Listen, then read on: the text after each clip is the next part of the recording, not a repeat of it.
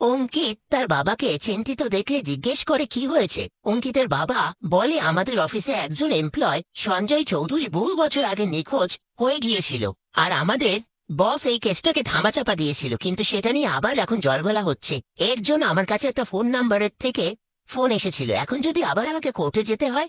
অঙ্কিত বলে, নাম্বারটা দেখি। এই বলে নাম্বারটা চেক করে দেখে গীতা এলএলবি লেখা। সেটা দেখে অঙ্কিত বলে, তুমি চিন্তা করো না, এর জন্য তোমায় কোর্টে যেতে হবে না। আর যাই হোক, আমার বাবা অপরাধী নয়। ওদিকে গিনি কবিতা পড়ে, আর সেই মুহূর্তে সাত্বিক এসে মিউজিক চালায়।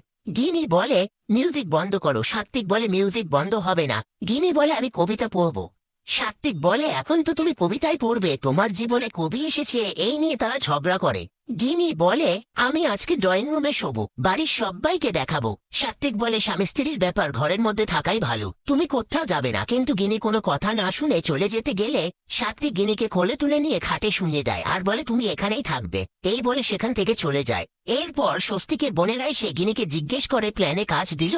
তারপর যা যা হয়েছে গিনি তাদেরকে সবটা বলে, আর তারা সেখান থেকে চলে যায়। আর তখনই সাত্বিক এসে গিনিকে বলে, ওরা এখানে কি করতে এসেছিল?